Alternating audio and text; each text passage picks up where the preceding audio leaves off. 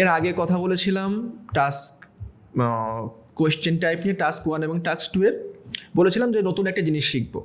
আচ্ছা, তো জানি রাইটিংয়ের কথাবার্তা খুব বোরিং এবং প্রচুর ইনফরমেটিভ, যার কারণে আরও বেশি বোরিং লাগে। তো এখন আসেন ওখান থেকে বের হয়ে অ্যাক্টিভিটি বেসড একটা কাজ করি। আমরা দেখবো যে ইন্ট্রোডাকশন টাস্ক 2 এর ইন্ট্রোডাকশন কীভাবে লিখতে হয়। সো এইটার আগে একটু বলে দেবো যে প্রয়োজনীয়তাটা কী। ইটস মোর লাইক যে আপনি যখন বলে না যে আগে দর্শনধারী পরে গুণবিচারী টাইপের একটা কথা বাংলাতে, তো বিষয়টা হচ্ছে আপনার লেখা যখন এক্সামিনার প্রথমে পাবে তখন প্রথম জিনিসটা সে কী পড়বে, আপনার ইন্ট্রোডাকশন।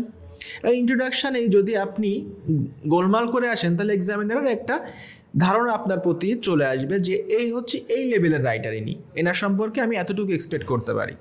ইটস নট লাইক যে রাইটার ওই দেখে আপনাকে নাম্বার দিতে হবে, না এত লিখতে পারে না তাহলে নাম্বার দিব না, এমন না। এক্সামিনার পুরো লেখা আপনাকে পড়বে, একদম 8-10 জনের লেখা যেভাবে পড়ে ঠিক সেভাবেই পড়বে, কিন্তু বিষয়টা হচ্ছে আপনার সম্পর্কে একটা নেগেটিভ ইমপ্রেশন চলে আসবে।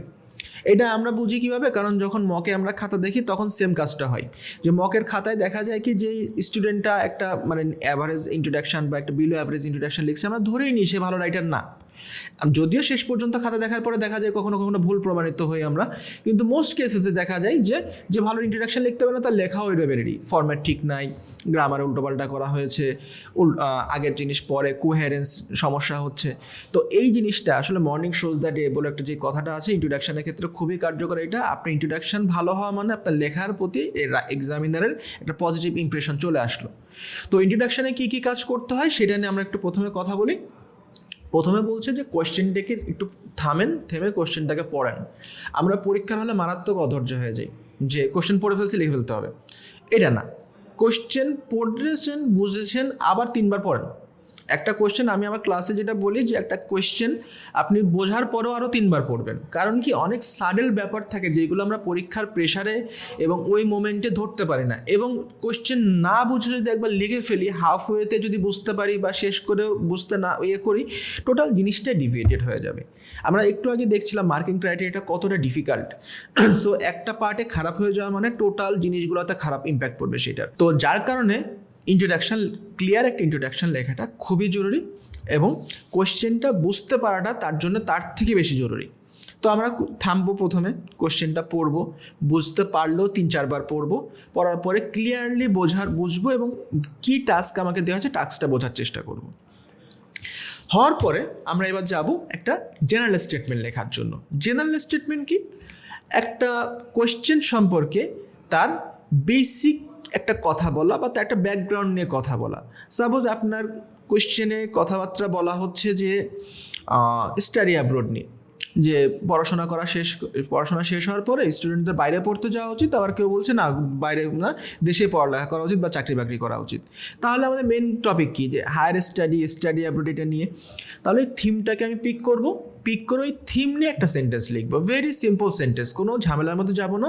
যেটা কি করবে, আমার টপিকটা আমি যেটাকে লিখবো টপিককে লিড করবে। মেক শিওর করবেন যেন ওইটা টপিকের মতন না হয়, টপিকের থিম নিয়ে একটা সেন্টেন্স হবে। Topic will be different sentence, ওইটা নিয়ে আমরা আলাদা কাজ করব। তাহলে প্রথমে আমরা একটা জেনারেল স্টেটমেন্ট দিয়ে লেখা শুরু করলাম। এরপরে আমরা বলছি use your own words for writing the topic.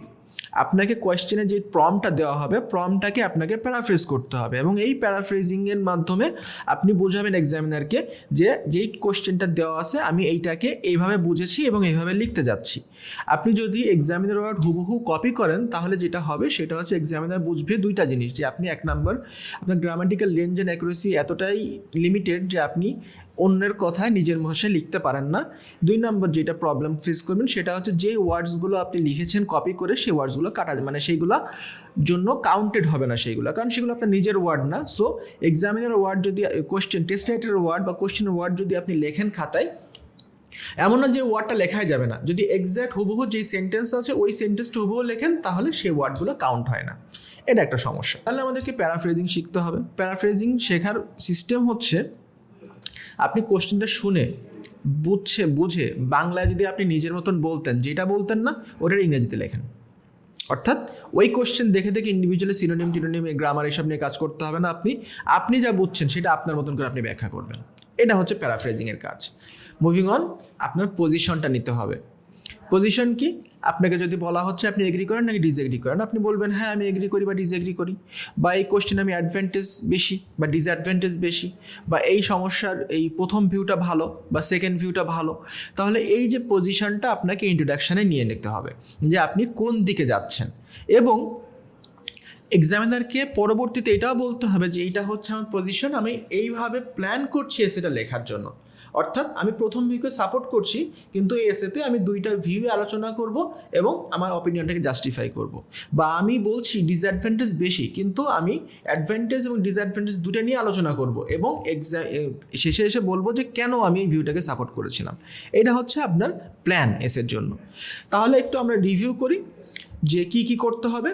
প্রথমে একটা জেনারেল স্টেটমেন্ট লিখতে হবে, তারপরে টপিকটাকে প্যারাফ্রেজ করতে হবে যেটাকে আমরা বলি টপিক স্টেটমেন্ট, এবং তারপরে আপনার পজিশন এবং প্ল্যানটাকে উল্লেখ করতে হবে যেটাকে আমরা বলছি অ্যান্সার স্টেটমেন্ট। সো ওভারঅল আমাদের তিনটা জিনিস নিয়ে কাজ করতে হচ্ছে এখানে: general statement, topic statement, answer statement. Simple as that. আমরা একটা কোশ্চেন দেখতে পাচ্ছি, কোশ্চেনটা একটু পড়বো। The threat of nuclear weapons maintains world piece.